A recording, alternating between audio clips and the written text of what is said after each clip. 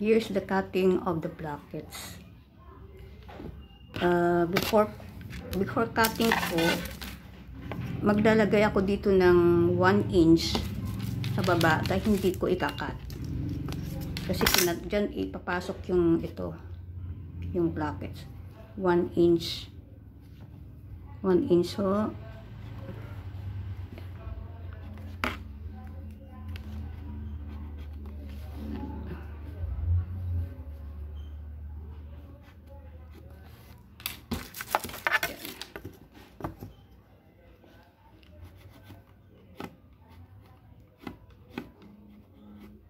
Medyo manipis itong tela pero maganda siya.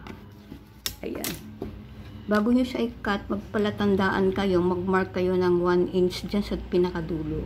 Kasi ito hindi ikakat. Dyan, hindi. Tapos, dito rin, after that, maglalagay din kayo dito ng 1 inch para kasi ipapasok siya doon para wala siyang tas-tas dito. 1 inch huli.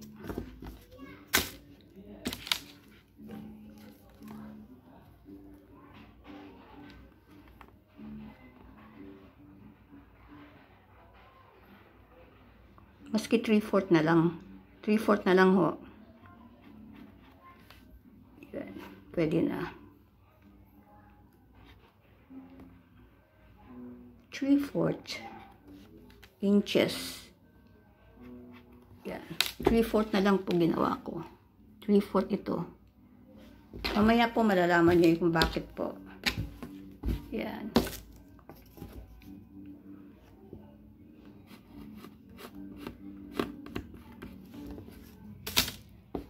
So, ito po, walang cut yan. Ang ikakat ko ngayon, dito ako sa 3 cm. Kasi ito allowance. Iiwanan ko siya pang tahi. Dito. Pangkabit. So, dito ako sa 3 inches magkakat po hanggang dito sabay sinabi kong hindi ikakat. Dito kasi itatago yung yung placket. Yan. Mamaya po iangat ko na lang para. Dito ako sa 3 inches magkakat.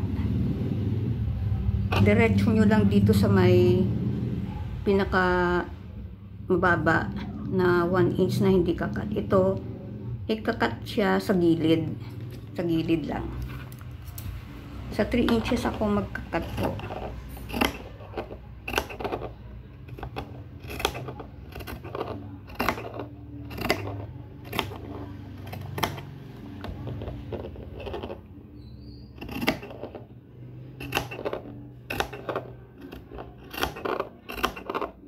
Yan. O, dito ba? Kinat ko siya hanggang doon sa may sinabi kong hindi pwedeng ikat. Kasi dyan itatago ito. Yan. So, ito, ikakat nyo yung 1 inch again na nasa taas ng pinakamababa. Kakat nyo po yan. Yan.